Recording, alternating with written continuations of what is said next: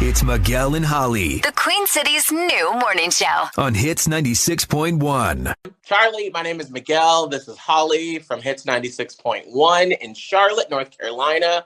Thank Hello. you so much for us. Yeah, thanks for having me. I appreciate it. But Miguel, before you don't even realize this, but right before you hopped on with us, Charlie was actually like literally working on stuff for getting up in preparation for the new album.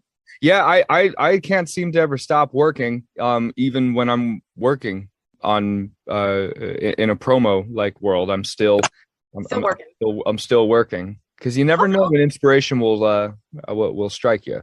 Well, that's good. And you got to take advantage of it. My question is, speaking of like you always working and you having all of this, drive to get stuff done, because I mean, obviously, like I followed along on TikTok about like the coming together of Left and Right, but how long did it actually take for you to conceptualize that? I'd say it took the same amount of time that it takes for me to conceptualize any song of mine, on camera or off camera. Once I had that concept, the melody just flew into my head. I've always been fascinated with taking what the lyrics are and actually panning them from the left into the right, and I've always wanted an excuse to do that, so this was the perfect song to do that. It was about time, because I love how it goes. I mean, it's just it's sonically so fun, and so I thought maybe that was like a longer concept, but if you've been wanting to do something like that, what a perfect opportunity to do it. Well, panning has always been really interesting in music. If you think about I mean, you listen to, this is random, if you listen to a record like Hella Good, and Gwen is Pharrell told Gwen to breathe from the left speaker to the right speaker, and it's like a Doppel effect. And then the Beatles would have music on the left side of the speaker, and then Paul would be singing on the right side of the speaker. That was due to the limitations of recording at the time, but might as well, it kind of tickles the brain, as the kids say. I'm so curious. So, like, Charlie, as people that puts on a radio show, like, I'm always thinking of, like, what's the next great topic? Like, what's a fun story if I'm at Target? So, like, what's a day like for you where you think of, like, great stuff? Like, when you're just waking up, what does Charlie Puth do all the way to, like, the end of the night? What does that day look like? And how do you pick those moments and say, ooh, that could be, like, a really great beginning of a new song? I have to be at the place where I know where I'll listen to the finished product. So that's why I always put on music when I'm in the shower or when I'm driving. And no surprise to anyone, come up with my best stuff when my mind is relaxed. And those are two places where my mind is usually the most relaxed. So when I'm driving on PCH or wherever, or even on airplanes, I'll just think about what music can be made that people are going to be listening to where I'm currently at. And that's it. So it's really a people thing. I kind of take myself out of the equation. Mind blowing. You're plotting what we all will be like, listening to in the next 6 months to a year, and it's some forward thinking. I guess this is a question for you and just the music industry as a whole. How do you know that you're coming up with something that is uniquely you and not something that's been done before? I mean, there's only 12 notes in the scale. Right. You're eventually going to happen across something that someone else has written before, but some of the greatest music, I think, is recycled and taken from, I mean, there's countless examples of that, but inspiration is mostly drawn from music that's been made of the past. And how many times has that snare drum in Kiss by Prince been used? It's been used on every Doja Cat song, every dance record.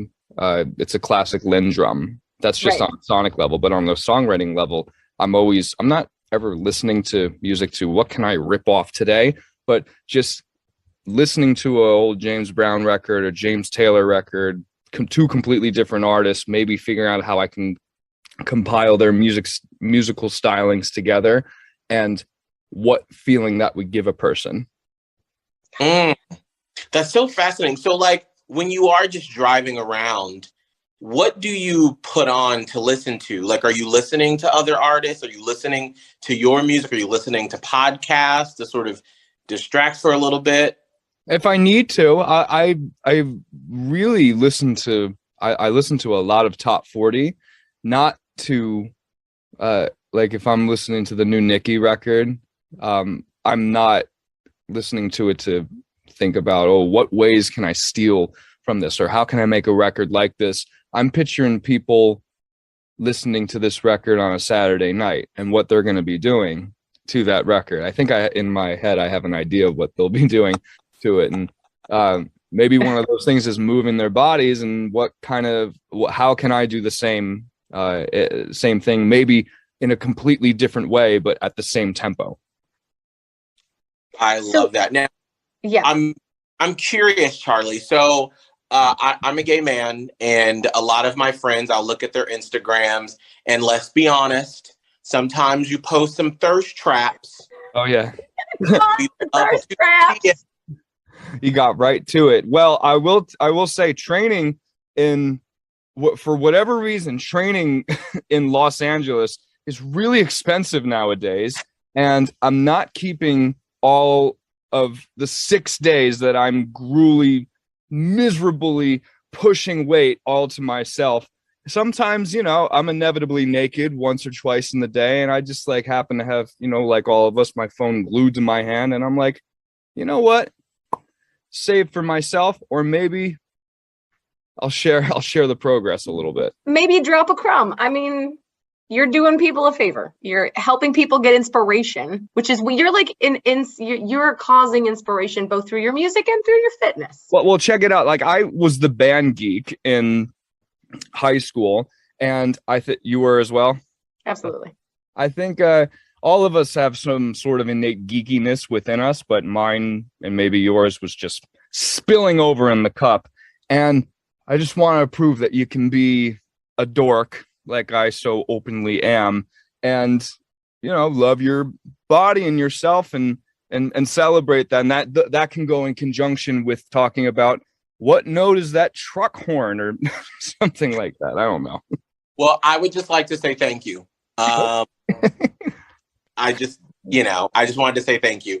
You crafted this entire interview just to thank Charlie Puth for his thirst traps. You're the master. I didn't even see you coming. Oh, I'll keep it up. Thank you. I had to get that in there. Okay, but now we've got to talk about, though, your album coming up. We are waiting for it to come. Yeah. What are we expecting from this? Well, what do we get? Kind of like what I said before about that random example of James Brown and James Taylor, two completely different artists. Like, in my head, like if they were to collaborate on a song, and if I were producing it, it would sound like this in my head, and I can only hear what that sounds like. I just did that 12 times for each song. I took two completely opposite feelings. What a song on the radio in 2005 would sound like and driving around Laguna Beach in your Lexus convertible or something. That's very specific.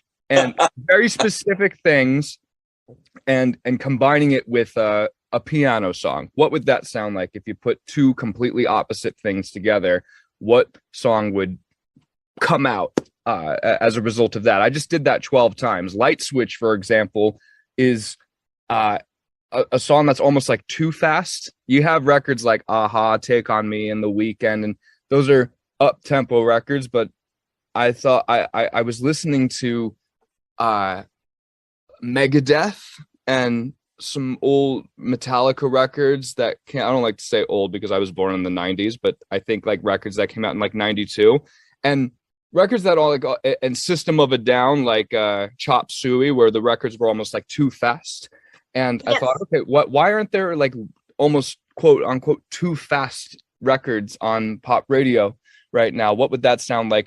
And just mix it with the stuff that I usually do, which is utilizing all of these synths behind me. So really fast plus what I usually do equals Light Switch. Beatles panning left and right due to recording capabilities of the time. plus my humor equals left and right. I just did that. What's 10 plus 2? 12. 10 more times after that fact. Good on math. But Yeah. yes, I Sure. think that's really cool. Thank you. It's like there's a little bit of humor in theatrics sprinkled throughout the album, but on a more basic answer would be that this is some of my most personal work, and I've never fully really opened up in my music the way that I've opened up on this album. So that's both scary and exciting at the same time, because people seem to be resonating with it more than ever. And are you nervous? Like, as we approach October 7th, it's like birthing a baby, right? You're like, Yeah. this is mine right now, and it's just me. But like, it's about to be everybody's. Does it make you nervous? Or like you said, nervous and excited, I guess, but. More like excited. It's the same exact feeling I feel right before I go on stage. I'm not nervous to perform in front of people, but I'm anxious to just get on stage and do it. And I want people, musicians and all non-musicians alike, to listen to this record and want to make their own record. Or if they don't make music, make something that is personal to them in some sort of artistic field, and that can be maybe duplicated and recycled like great music is made. Here's to the birth of inspiration from your album. That's great. That's all I care about. And the fact that I get to tour on this and hear left and right on the radio, that's just cherry on top. What does that look like when the album, is released at midnight on all the platforms and everything? Like, do you stay up and do you secretly like stalk Twitter and Instagram, or do you just, close yourself away for a day and put your phone down and just wait to hear everything? What does that look like in Charlie Puth's world? Well, I think pointing back to your last question about my supposed thirst traps on Twitter, I'm pretty open about being on Twitter, so I'll be looking viciously as to what everybody thinks. I don't look at reviews, but I look at what my fans are saying about the record. And by the way, I want people to have a good and bad reaction. As if they have a meh reaction, that's what knife to stomach. That's what kills the most. You want them to feel something. Yeah, I want them to hate it, or I want them to love it. I don't want them to be like, could live without it. Yeah, I was going to ask you if you filter like the negative comments or just the people. Well, obviously there's people that are just going to be trolls, but do you filter the people that are like, man, I love you, Charlie Puth. This album is not doing it for me. Yeah, bring on every reaction, because I got a reaction out of you. I took time.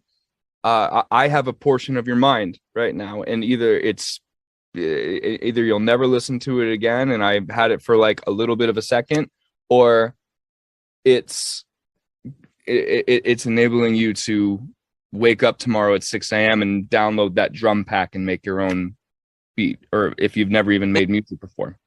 Yeah. Well, we are so excited to hear and experience the album. Sure, it's all going to be great. Can't wait to experience more thirst traps leading up to it. Thank you for what you put out into the world. We appreciate it. We all do, clearly. I appreciate both of y'all very much. Thank you for the nice questions. We'll talk to you soon. All right. Bye-bye. I love that shirt, by the way. It's very good. Thank you. The Queen City's new morning show. It's Miguel and Holly On Hits 96.1.